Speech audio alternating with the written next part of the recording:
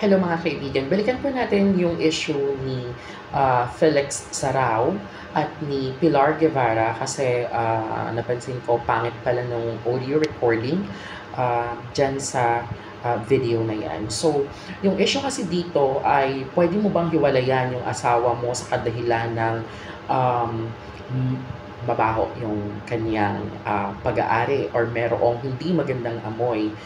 Ang issue kasi ni Sarao at ni Pilar Guevara ay tungkol diyan. So, nangyari po yan sa history ng Philippine Court na merong mag-asawa na nag-file ng annulment, si lalaki, kasi hindi na niya kayang makipagtalik doon sa kanyang asawang babae.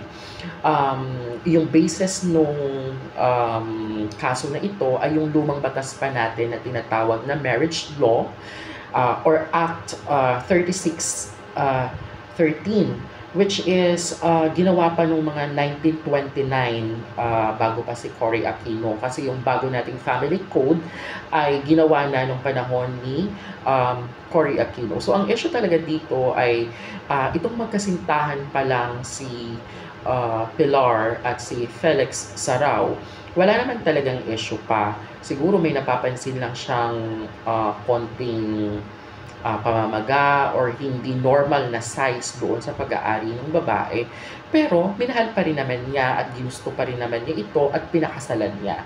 Yun nga lang, pagkatapos ng kasal, medyo nagkaroon ng konting paglala. So, ang ginawa ni Felix, edi pinagamot niya. So, nagkaroon ng mga operations and everything. Pero, hindi po siya naging successful. At dahil hindi na siya naging successful, nagkakaroon ng mabahong discharge doon sa pag-aari ng babae. At doon nag-turn off si lalaki at nag-file ng annulment kasi ang sinasabi niya na si babae ay impotent daw kasi based doon sa lumang batas natin, yung marriage law, that impotency can be considered as a ground for annulment. So nag-file siya ng annulment kasi the woman daw or her partner is incapable of sexual intercourse. However, ang sabi kasi naman ng Supreme Court, the impotency should be permanent before the marriage. What happens to their marriage is that nagkaroon ng impotency si Pilar, it's because of the operation that has been done to her.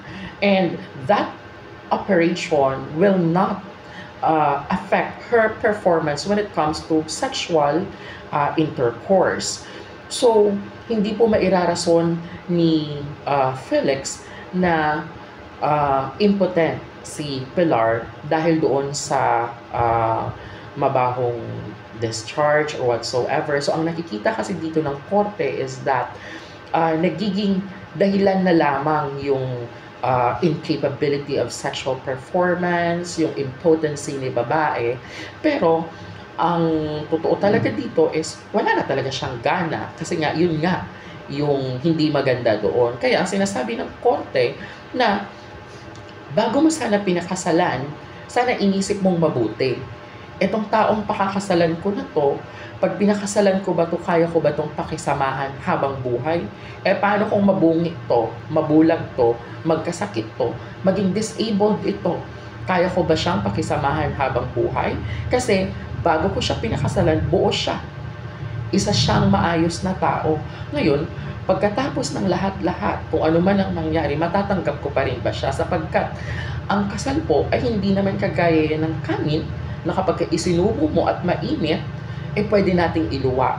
Ang kasal po ay sagrado at yan ay pinahahalagahan ng ating batas based from the Constitution and based from the Family Code of the Philippines. Kaya hindi ma-approve yung divorce dito sa Pilipinas. Though we have an annulment and we also have a legal separation, pero napakahigpit po ng batas at hindi ganun kadali ang mag-request ng annulment at legal separation. Doon pa lang sa cooling period niya, merong 6 months na cooling period ang annulment at ang legal separation.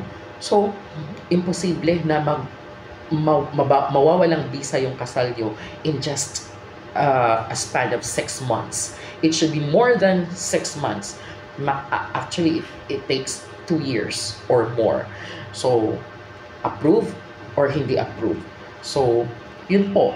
Kaya, bago tayo magpakasal, pakaisipin natin mabuti na kaya ba nating tanggapin ng isang tao sakaling may magbago sa kanya o hindi, sapagkat hindi po biro ang magpakasal at hindi rin po biro ang mag-request ng annulment. Yun lamang po, naway may natutunan tayo sa araw na ito. Maraming salamat.